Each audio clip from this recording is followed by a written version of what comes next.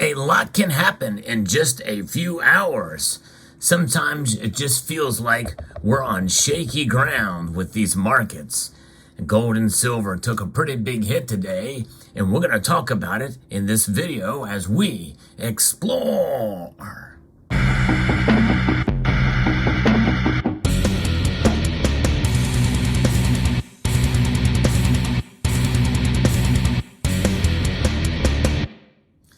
Gold and silver dropped dramatically earlier in the day.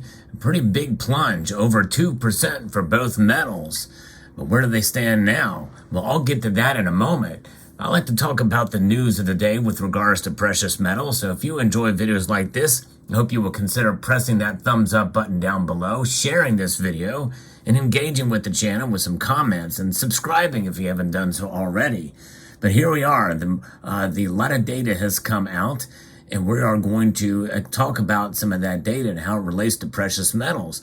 Essentially, it looks like everybody was all happy about what happened this morning, especially with a couple of banks as well, too, that there were a lot of fears with regards to some of those banks that happened yesterday. It's a different turn of events late in the day, yesterday and into this morning, when we got the employment numbers.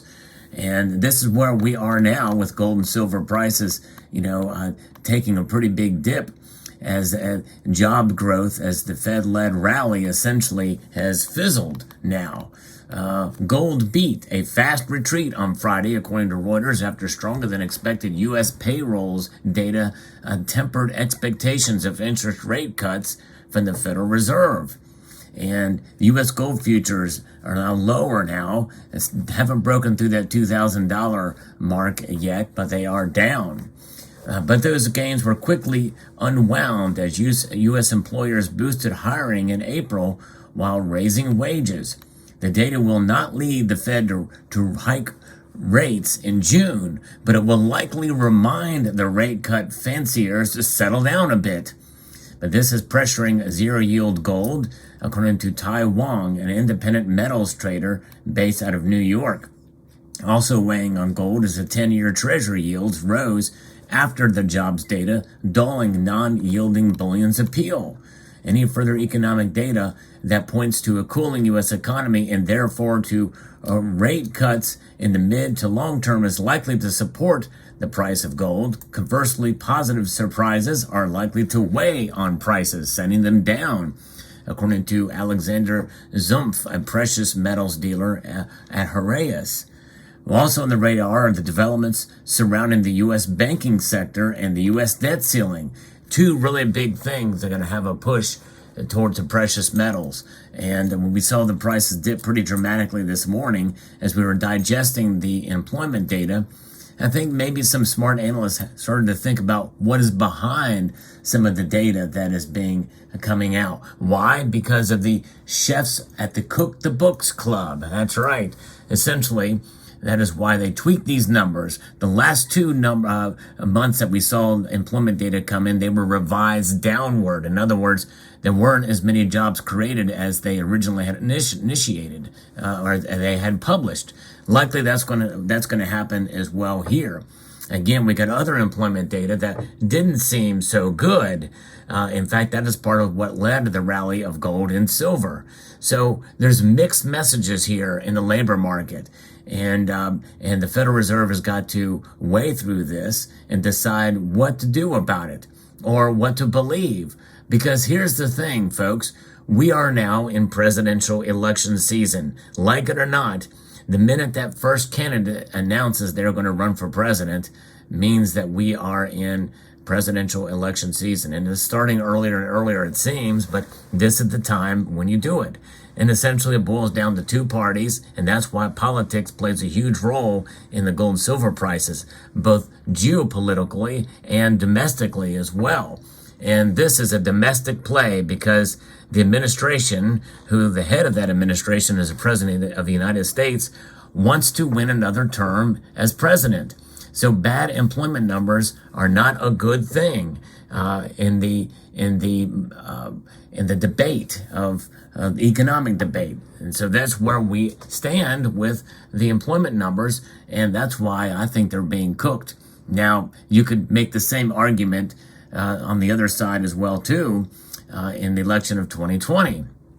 And you probably would be right to some extent, but I don't think so, because there's something called the administrative state, and the administrative state was very much against the last president. And they are definitely in the bag for this president. So the cooking of the books is going on, and from these supposed nonpartisan organizations. And by the way, I used to not really believe that they were cooking the books. But I do believe it's happening now. I think we've seen enough evidence. It's pretty much in the clear. It's in the open.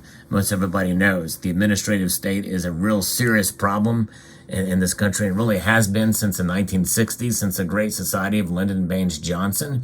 It's just more entrenched now, and it's much harder to root out, but it needs rooting out. So this is where we're at. Now, the banking sector. What is happening in the banking sector? There were real fears that two banks could crumble and could fall, and that is PacWest Bank and as well as Western Alliance. And now it has moved to the other side, that their stocks have now rebounded a bit to try to, and they are trying to reassure investors as their shares have plunged. And so that rebound there is kind of at ease now from this morning. And so now people aren't as worried that we could see yet another bank failure. This would be the fourth actual failure.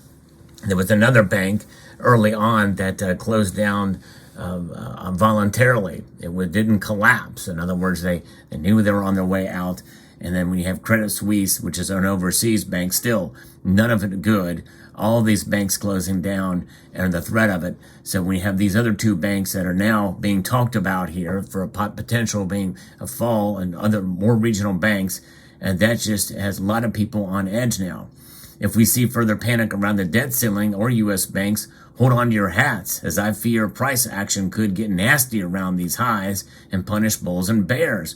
According to Matt Simpson, who's a senior market analyst at Citi Index, warning that in times of severe stress, all markets, including gold, can fall. In fact, gold, silver can fall, and they did fall during the last massive panic in March of 2020. We remember it well. That very well could happen again. And silver has lost over 2.5% at its lowest today, and silver fell, or gold fell around 2%. But now, this is what's happening now, folks. This is it. Gold and silver are now rebounding from the massive plunge that we saw earlier in the day. In fact, right now, as I record this video, moments before the markets close, gold is still down, but down 1.5%. Still a pretty big hit from earlier, from yesterday for sure, but it's still well above the $2,000 mark. I believe, again, this is solidification of that $2,000 mark. This is down $32.10 to $2,019.20 for an ounce of gold. That's in the ask price. Silver is trading at $25.77 as I record this video, down 35 cents, a 1.3% drop. It's not taking as big a hit now as gold did. Earlier in the day, it was down 2.5%. If we look at a chart from where it was happened when we saw that big plunge earlier in the day, it's rebounding very sharply here. Where silver is. And that's pretty remarkable to see, because I think really the markets kind of understand what's happening here. Rhodium also took a hit, almost a 3% hit today, but the platinum group metals otherwise, platinum and palladium, they're both up substantially. Platinum is up over 3%. And I think that is part of why silver is rebounding and not being hit quite as hard, because of the industrial factor with these metals. So there it is. It's pretty remarkable to see here what's going on. So I think the markets are kind of seeing what's happening and really checking out and analyzing these employment numbers, which may seem very good on the surface.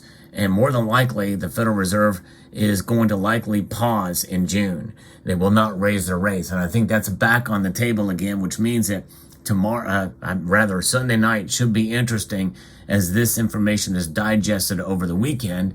I do a market watch It's the unique in the YouTube space to do a watch of the precious metal prices as they open up in Shanghai and Hong Kong. So I hope you would join me as we watch silver and we watch gold start to blossom or fall dramatically when the markets open up at that time. It's a fun time. We like to see what happens, and it'll be very interesting to see, especially as they digest and we digest the news over the weekend about what happens. And you never know. Bank failures happen over the weekend a lot of times too when the news cycle is slow. And now the other thing too, it's probably a good time to announce another bank failure when the news is going to be focused on Charles III in his coronation, which will be happening on Saturday. Or they may do it right before, they may announce this closure right before. And so when the markets open on Sunday, it'll be very interesting to see how they react. So stay tuned. This could happen. PacWest could go under right as Charles is getting crowned there. It will be very interesting to see how that plays out. And we'll watch it very closely. So I hope you will join me on that Sunday night. But right now, gold and silver are rebounding from their massive plunge that we saw earlier in the day. Let me know what your thoughts are about this news. We'll continue to watch gold and silver, and they fall, they rise, and it's hard to keep up. And whenever we make buys and purchases, I just made a purchase not long ago when it was below this. But still, you prepare for whatever can come. And whenever you buy precious metals, no matter what the price does, do not be discouraged, because they will hold their own in one way or another, no matter what the spot price does, by the way. And we saw that in that massive dump in March of 2020 when people ran to the safety of cash.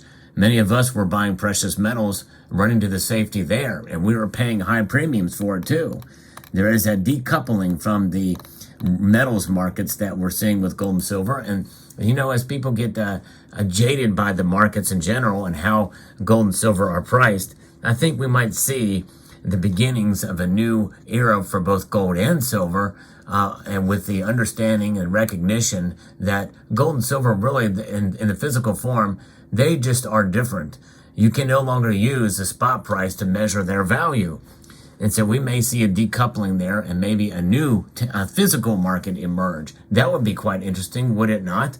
I don't know how that would happen and how much credence that would give to it, because the derivatives markets, they don't care for that. They don't want anything that's actually backed by the physical.